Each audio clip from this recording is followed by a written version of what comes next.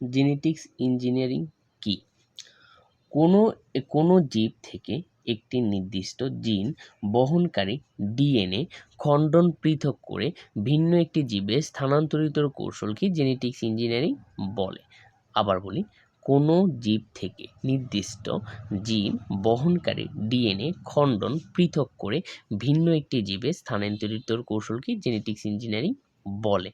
আচ্ছা, মূলত জেনেটিক্স ইঞ্জিনিয়ারিংটা আমি সহজ ভাষায় তোমাকে বোঝাই, বাংলা ভাষায়।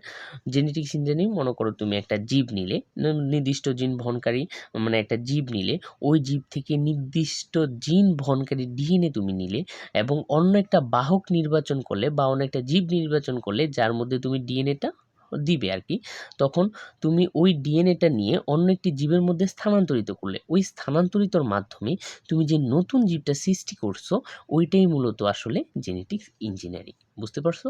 আচ্ছা, তুমি যদি জেনেটিক্স ইঞ্জিনিয়ারিং ব্যবহারিক দিকটা দেখতে চাও বা প্রয়োগ বা ব্যবহার যেসব ক্ষেত্রে হয়, তুমি চিকিৎসা ক্ষেত্রে, গবেষণা ক্ষেত্রে, শিল্প ক্ষেত্রে, কৃষি সহ আরও অন্যান্য অনেক ক্ষেত্রেই তোমার এই জেনেটিক্স ইঞ্জিনিয়ারিংটা ব্যবহৃত হচ্ছে।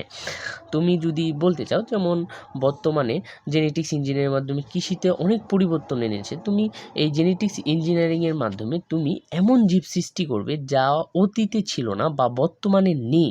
তুমি ওইসব জীব এই জেনেটিক্স ইঞ্জিনিয়ারিংয়ের মাধ্যমে সৃষ্টি হবে। তুমি যদি দেখতে চাও যে কৃষিক্ষেত্রে তুমি যে বর্তমান জাতের যে ফ্রিজিয়াম গরুগুলো আছে ওগুলো কিন্তু মূলত জেনেটিক্স ইঞ্জিনিয়ারিংয়ের মাধ্যমেই তৈরি করা হয়েছে। তো আমরা এই জেনেটিক্স ইঞ্জিনিয়ারিংয়ের মাধ্যমে অন্যান্য অনেক জীব সৃষ্টি করতে পারবো। তাই বর্তমান বিশ্বে এই জেনেটিক্স ইঞ্জিনিয়ারিংটা অনেক প্রসারিত হয়েছে, যার মাধ্যমে আমাদের বর্তমান বিশ্বে অনেক এমন জীব আছে যেগুলো প্রাকৃতিকভাবে না, জেনেটিক্সভাবে তৈরি করা হয়েছে। অনেক শাক সবজি তোমরা দেখতে পারো যে অনেক শাক সবজি, অনেক ফলমূল যা আমাদের জেনেটিক্স ইঞ্জিনিয়ারিংয়ের মাধ্যমে তৈরি করা হয়েছে।